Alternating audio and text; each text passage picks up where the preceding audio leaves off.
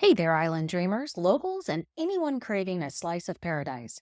Welcome back, or welcome for the first time, to the Fun and Key West podcast, where the vibe is always laid back, the stories are salty, and the drinks, well, they're definitely frozen. I'm your host, Michelle O'Connor, your unofficial tour guide to the Conch Republic. Whether you're planning your first trip, your fifth trip, or you're just daydreaming about trading the cubicle for the ocean breeze, you are in the right place. Here's the deal. This podcast is your insider's guide to all things Key West.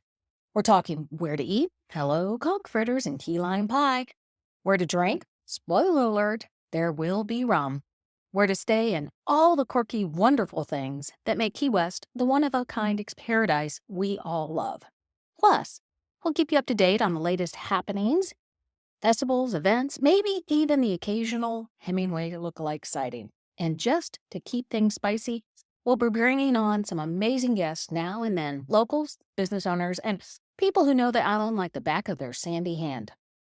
So grab your flip-flops, pour yourself a cold one, and let's escape to the island state of mind together, whether you're tuning in from your hammock or your commute, while wishing it was a hammock. We've got all the Key West goodness coming your way. Thanks for being here. It's going to be a lot of fun in Key West. Let's dive in. Welcome back to another episode of Historic Marker Monday. Today, we are diving into a story that's as quirky, colorful, and uniquely Key West as a conch fritter at sunset. Picture this. It's 1982. The Florida Keys are in gridlock. Tempers are flaring, and the Conch Republic is about to be born in a blaze of water balloons, stale Cuban bread, and a whole lot of island resourcefulness. So what does all this have to do with a historic marker, a roadblock, and a battle fought with conch fritters? Stick around, because this story is one you don't want to miss. Let's set sail back to March of 1982 and uncover the tale and the beginnings of the Conch Republic. Welcome to another episode of Historic Marker Monday. I am so glad that you are joining us, and this is what we do on Mondays. We talk about all those little historic markers you see as you wander around Key West. And today we're going all the way back to 1982 for it was dark times, there was trouble brewing, and it was interesting times in America as well as the Florida Keys. And let's dive into this because I want you to think about how this now relates to your understanding of the Florida Keys and the Conch Republic and the fun things that you can do come April to celebrate. So let's tie this all together. March, it's 1982, and there's a lot of stuff going on. Let me tell you, there was a lot of stuff.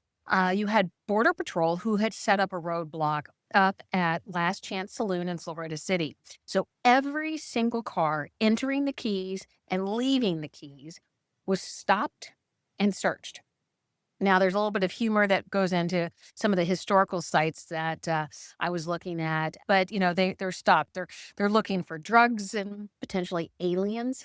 No kidding, aliens hiding. And so they looked under front seats, in the glove compartments, and in the trunks. What in reality was really happening was you had a 17-mile traffic jam in and out of the Keys. If you think the traffic on going from Key Largo down to Key West and Key West back up to Key Largo is bad today, it was awful back in March of 1982. You had hours and hours of delays. And there's only one road in and one road out. Now, if you think back to the times of 1982, there were a lot of drug trafficking. And if you were part of our book club, when Richie Conkboy Gomez came on and talked, he wrote a book about the smuggler's tale. It was smugglers, and it was his story.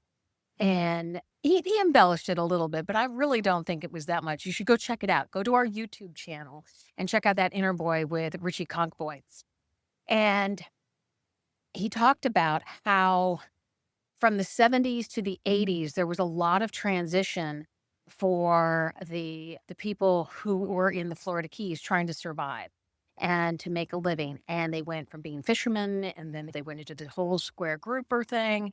And then some of them started to work with other substances that were being smuggled up the Keys, up into Miami and all those areas up in South Florida. And so the US government decided one way that they could potentially stop this was to put in place a roadblock. So we're going to just search every car coming in and out of the Keys. Well, there was a lot of media reaction to it for obvious reasons. Here you have a border patrol searching cars within the United States, not necessarily at a border, but within the United States. And this got all kinds of national and international press. There was a lot of confusion and questions and trying to make sense of what was happening. The other issue you have is there was a lot of economic impact for this because if you're a tourist and you're planning to drive down from Miami or Lauderdale to the Florida Keys, you're not going to want to deal with all of that. If you think that there's going to be issues coming in and out of the airports, that wasn't something that tourists wanted to deal with. So a lot of the tourists and visitors were canceling their trips. Hotels were standing empty, and the tourism dollars were literally just evaporating. And so the very likelihood of a budding tourism economy was under threat. So in steps Mayor Dennis Wardlow.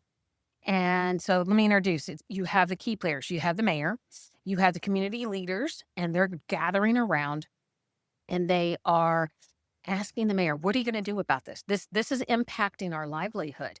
They had fear because they are seeing their livelihoods evaporate, anger because they don't know what to do. And there's a growing sense of we just can't let this stand. So secession talk begins bubbling up. Of course, it starts as a half joke. It's half serious. But in the end, it's very Key West. And it's the story of the Conch Republic. So David Paul Horan pushes a legal push to have everybody, let's go through the courts. Let's go up to Miami. Let's sit in front of a judge and let's plead our case. Let's do this through the legal system. So they filed an injunction in federal court in Miami. And the outcome was the court refused to stop the Border Patrol, and the Keys continued to be treated like a foreign country. So the legal doors closed. Frustration turns into resolve by the mayor. He steps outside of that courtroom, and the press, the world press, is standing around, and they're like, what are you going to do, mayor?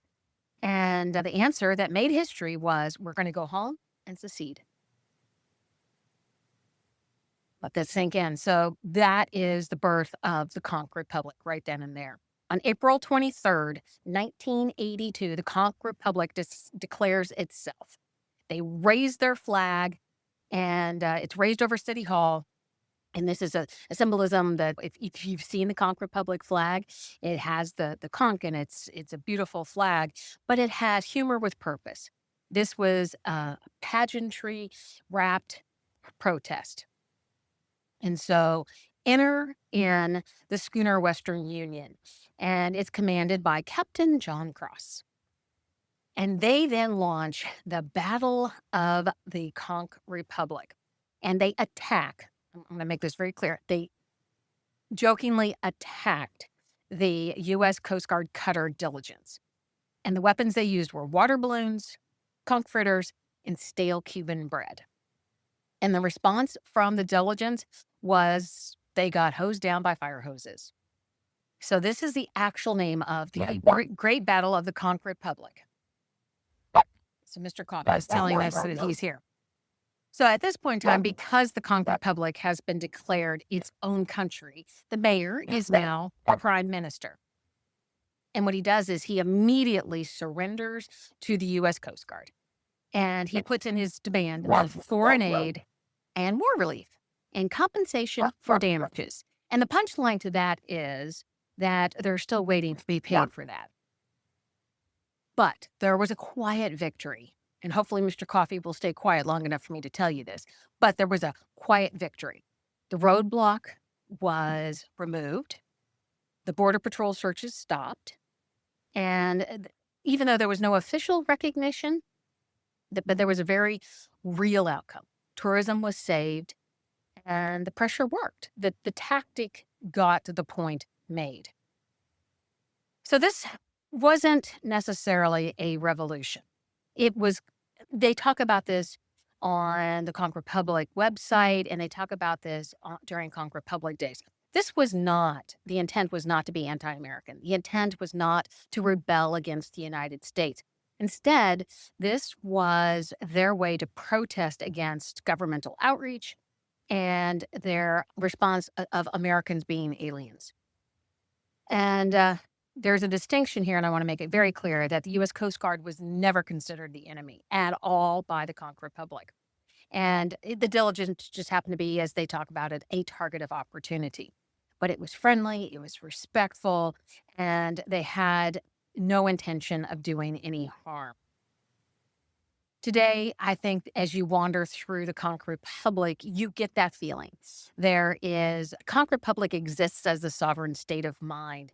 You have independence, you have humor, you have community, and you have the creativity to stand up to things that are logically incorrect. And this all ties back to Key West. You have the flags that you see, you have the festivals, you have the pride of Key West, and that unmistakable island attitude.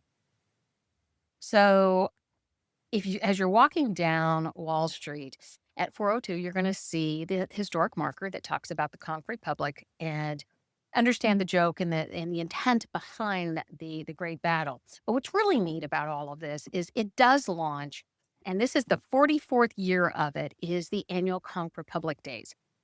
And this year for 2026, they start on April the 17th and run through April the 26th. There are over 30 events that happen during that 9-10 day period. Multiple parades. And so you have the longest parade, which, goes from the Atlantic to the Gulf Coast. But you also have the reenactment of the Battle of the Conch Republic. And several of the tour operators that we work with have an opportunity for you to be out on the water when this happens. So picture this. You sit at Mallory Square, and they reenact that attack on the U.S. Coast Guard. The U.S. Coast Guard comes in, and then you have a plane that drops toilet paper that flies around. You have boats out in the harbor that are throwing water balloons and stale bread to the Coast Guard cutter, and the Coast Guard cutter is then obviously using its fire hose. It's all in good fun. And afterwards, there's great parties that happen, but it's a way to celebrate it. And it goes back to those days of March of 1982 and what the mayor said out on those steps then later on. And it celebrates what the Conch Republic is and does and stands for and why it exists today. So if you get an opportunity to come to Key West in April and you happen to be there for Conch Republic Days, be sure to take advantage of it. There's arts festivals, or there's arts and crafts around. There's all kinds of interesting things that occur. Like I said, several parades. And of course, the conclusion of all the events is that reenactment. You can find out lots more information about the Conch Republic and what to do and what to see and where to eat and where to drink and do all those things. You head over to our website, FunInKeyWest.com.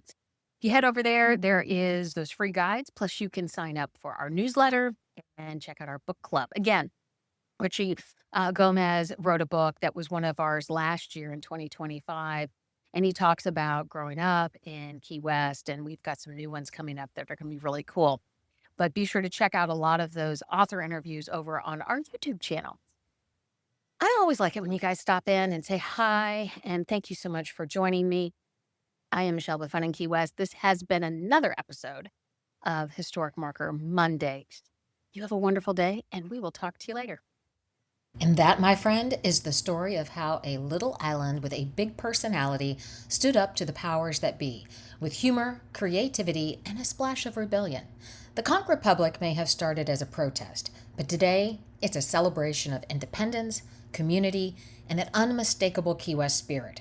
If you're planning a trip to the Keys, don't miss the Conch Republic Days in April. Parades, reenactments, and plenty of fun await. Head over to FunInKeyWest.com for details, free guides, and so much more. Until next time, keep wandering, keep wondering, and keep that Conch Republic spirit alive. See you soon.